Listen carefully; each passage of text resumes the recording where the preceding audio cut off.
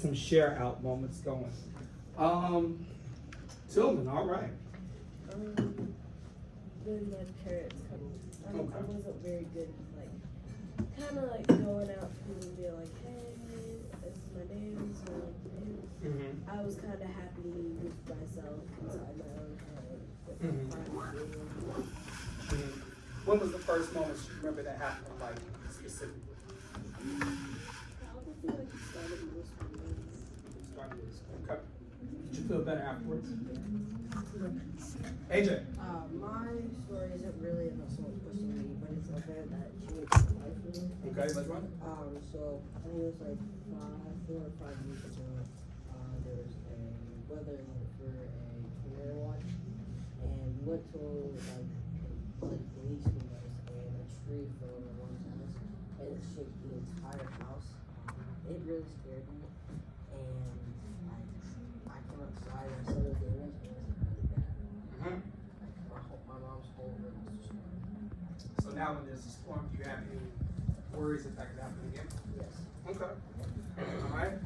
Boom, give me yours. When I was younger,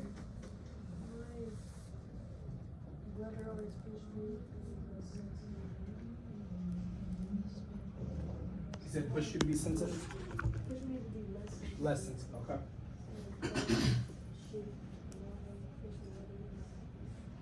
Okay. How did it make you feel? It made me feel like a little bit like in the moment sad, but like afterwards it made me feel better. Okay. Okay. Cam Cotton? Playing down low basketball. You know, I was a guard for most of my life until Okay. like 2 years ago. Uh-huh. My coach showed me how to play that way. Like post players? Yeah. Where Kipton played? Yes. Okay. Which one do you like more? Guard, 100%. But you know it's good to be versatile, right? Coaches Yeah, I like can to see. play everywhere. That's what I'm talking about. I appreciate you. Okay. You score everywhere? Yes. Come on. Okay. I'm just asking, you know. I gotta be sure. Okay, cool. Anyway, the reason I asked y'all this prompt is because the new unit we're going to, the play we're reading, A Raisin in the Sun, was based out of a dream that happened, but it all came out of the Harlem Renaissance, which came out of the Great Migration, which came out of a result of trying to escape the harshness of the South. So today is more so of a historical overview to give you an insight of what the 1920s was, what was the Great Migration, and proceeding into Lorraine Hansberry's A Raisin in the Sun with the Harlem Renaissance. Okay, so do me a favor. Get out a piece of paper. We're going to take some background notes to get an idea of where we're going for the unit. And then we're going to do some independent reading with a turn and talk, and then we're going to look at a timeline where you get a feel for what happened in the 20s. Too quick? Or in case you feel like you don't get to write everything down.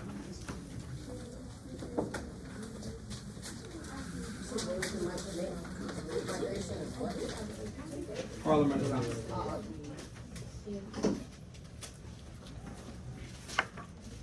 When you think of migration, Lila D, what comes to your mind? Moving, okay. Twin, what you got? Birds migrating. Herds migrating, okay. Hannah? Penguins. Penguins migrating. Okay, so we see the central idea of somebody or something is moving, okay. What about Renaissance? Renaissance, Tillman. Like a time. No, go with it. Go with it. Like a time period. Okay, a time period. Where like art and music are like flourishing. Okay, so flourishment of art and music, all right? Him. The Renaissance Festival. I know why. But I just said Renaissance, so that can come to your mind. That's fine. So you think of the Renaissance Festival, then we got the birth of art and music. AJ. When I think of Renaissance, I think of like knights and castles. So you think maybe knights and castles. Okay, this is good. Going into it. Twin, what you got? Kings and queens. Kings and queens, okay? So that's a good idea. What about Harlem? Uh-oh. Harlem. What you got, Sanaa? Oh, New York. Okay, New York City. Okay, Twin, what you got? Like Cotton. You said what? Cotton. Cotton Club, yes. That was a big thing of the 20s. Go ahead. Harlem Nights. Harlem. The movie? Oh, I love that movie. What you know about that movie? Funniest movie ever. Ain't it the funniest movie ever? Okay, we gotta talk about that. What's your favorite part? Huh? Okay, yeah. And then the pinky toe Yeah. fight. Okay, cool. Anyway, if you've never seen Harlem Nights, practice part down, but let's look at where we're going. So, first part says, our goal is to analyze authors, poets, and playwrights of the Harlem Renaissance. Playwrights, people who write plays. It's another name as an author for them. Poets, we're going to look at people like Countee Cullen, Langston Hughes, Gwendolyn Brooks, Zora Hurst. We're going to go through all of them. Then we're going to evaluate various aspects of poetry. Yes, this is where poetry comes into play. We're going to look at the structure. We're going to look at the themes. We're going to look at the rhetoric that is used. And we're going to look at figurative language. I told you I was coming back. We're going to look at styles of poetry, and you'll be creating your own. And then we'll look at significant figures of the Harlem Renaissance as it hits literature. Now, look at it.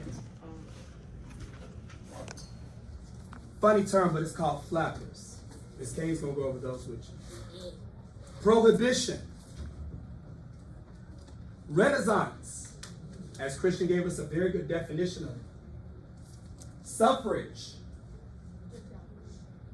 The Great Exodus / Exodusters. Jim Crow. Now, I know y'all are studying Reconstruction right now, so Ms. K might have mentioned this, but for those who mentioned segregation, that is what segregation was birthed out of. Some of the most unjust laws that you would have ever heard of. I think I know a little bit about the Jim Crow. Then the Great Migration, which we will talk about and you'll read about momentarily.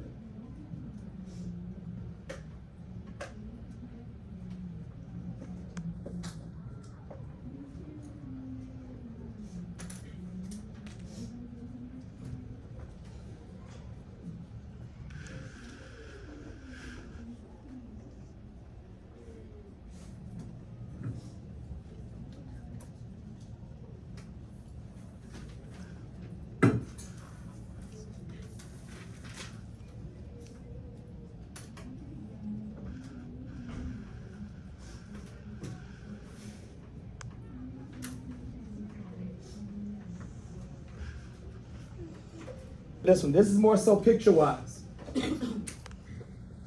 This is the playwright. This is her play that we're going to be reading. That is Lorraine Hansberry, one of my favorite authors and poets and playwrights. Everything in this playwright or this play that we're going to read was based out of one word: a dream. If you see that picture, you see 5 different people. This one right here up top. 5 different people in the family. Aubrey, they all had a dream of what they wanted. You know, everybody loves money, right? Well, yeah. So they got a $10,000 check. And they living in some cramped spaces. It's not an ideal place. And all of them have a dream. Walter, the husband, he has a dream. Benita, the sister, who's probably my favorite character, she had a dream. Ruth, the wife, has a dream. Son has a dream. And Lord knows mama has a dream. All of them are fighting to have their dream. And we don't know whose dream really gets pursued versus whose dream is deferred. We don't know. So we're going to read the play. Now, when it comes to the Great Migration, as many of you stated, it does deal with the fact that racism was alive and well. That is why a lot of African Americans left the South. They didn't get an opportunity, and there was still lynching, there was still horrible rules and laws, so they left because the North was supposed to be a little bit better. Supposed to be. Now, boom, it wasn't as perfect. There was still some problems, but it wasn't like the South. Thousands of them left opportunities, and some of the key locations they went to: Detroit, Philadelphia, Pittsburgh, Cleveland, Chicago, which is where the setting of our play takes place, which we'll find out, and Harlem Renaissance. But that's a little too deep for us to really look at in a child young age. Are you good? I know there's a lot of movies about that. Is there a movie about the Great Migration? There's some, yes. I have to find some for you.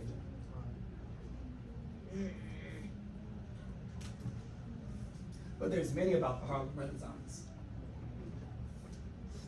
Yes, Tula. Or any about the Civil War? Yes, there's a movie called Glory. It's very, very sad. But it's a good movie. Are we gonna watch any movies? We will watch Raising the Sun when we finish. It's got some of my favorite actors. It's got Alicia Rashad, it's got P. Diddy, it's got Sanaa Lathan. It's got Sanaa? No, not Sanaa, Sanaya. Oh man, You know the girl loving basketball? yeah. Her. She plays. Yeah. We good? Yeah, it should be fun. Okay.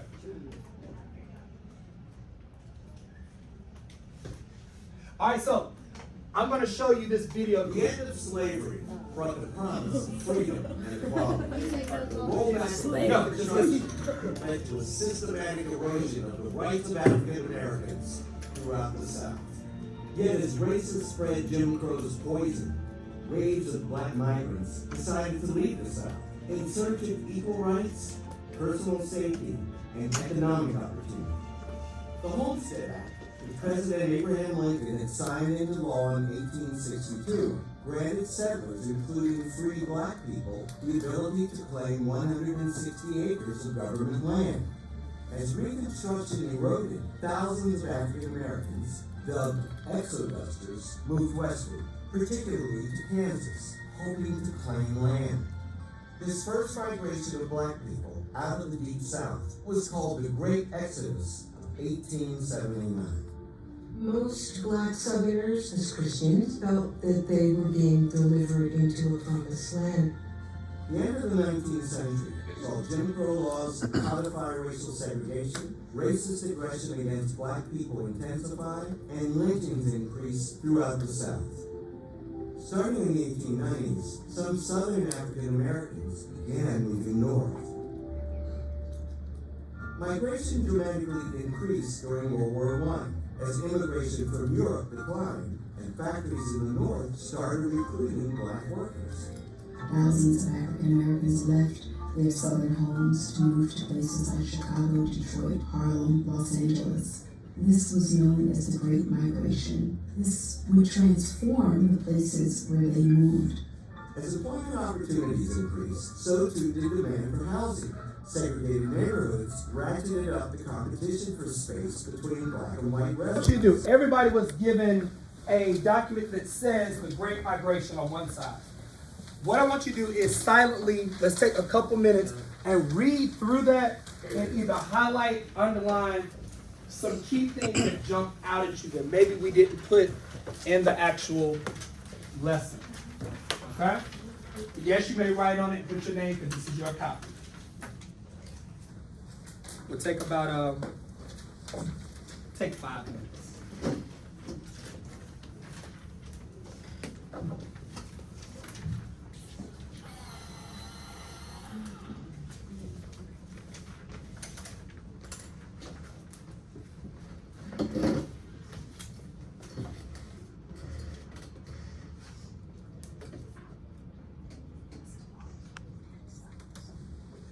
I got you.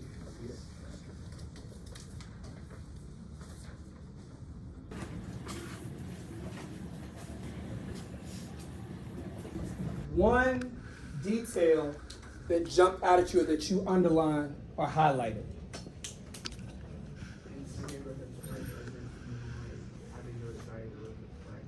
Very good, very good. And that goes back to that part I was saying. The North wasn't perfect. Now, it provided more opportunities and chances. However, everybody wasn't excited about this great migration of African Americans coming, moving into the neighborhood. Some folk were real sedity, like, I don't want that. And that part is going to be key in the point that we're going to. So I'm glad Kipton said that first off. Go ahead, Jeff. I read that it said the African American population of Detroit was approximately 6,000. By 1930, this number had increased to 120,000. Very good. So the numbers increased significantly, and people were going by the thousands. When they heard opportunities and land and ways to move, they left. Good job. Lila H., what you got for me, baby?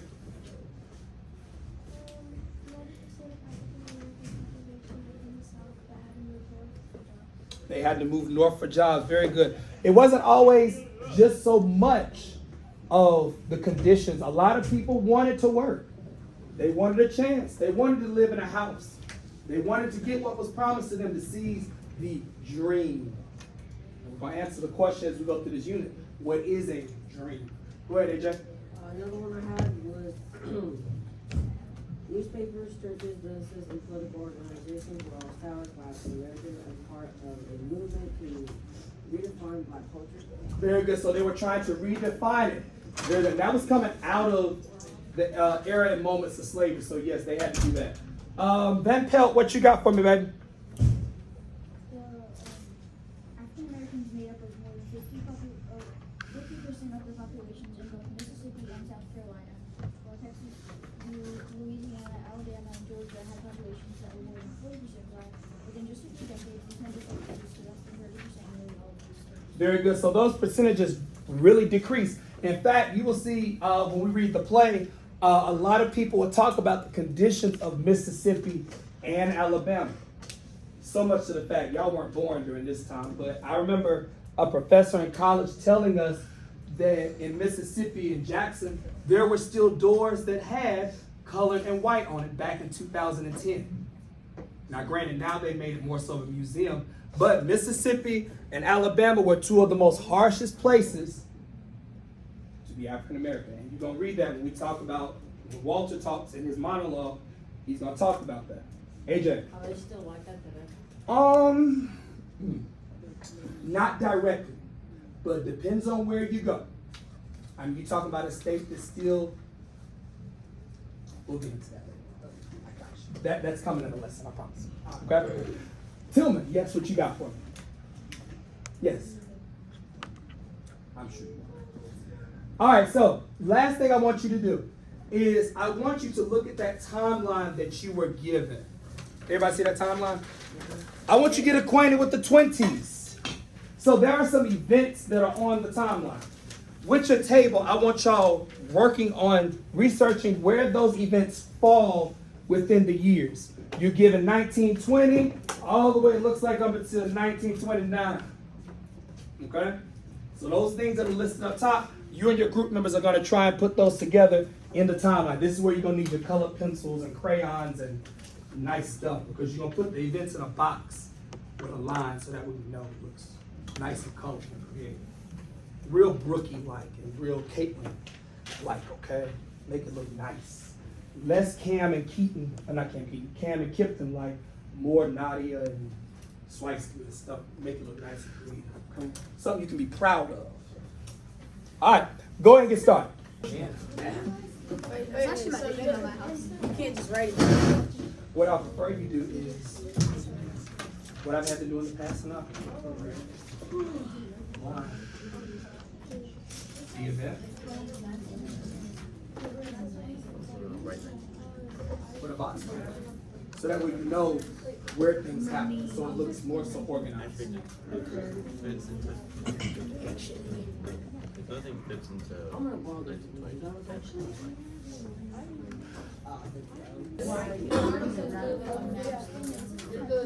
Yes. All right, real quick. Caitlin just brought up a valid point. This one. Cam. Caitlin just brought up a valid point. So, the Palmer raids were in 1919. So, if you look at the timeline, you're not given 1919, right? So, where do you think you're going to put it? 1920. Right in front of 1920, okay? So, just right above 1920, you can write the Palmer raids. Good job, Caitlin. Somebody else had that question, but there's someone answered. Or that observation. Good job. I didn't say that. Some of them might be in order, some may not.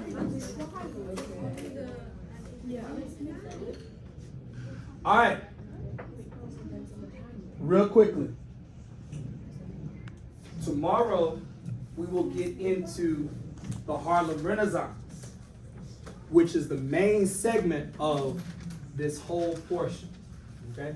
Again, I wanted to give you the Great Migration and the 20s so you know exactly what the country was like, how everything was set up.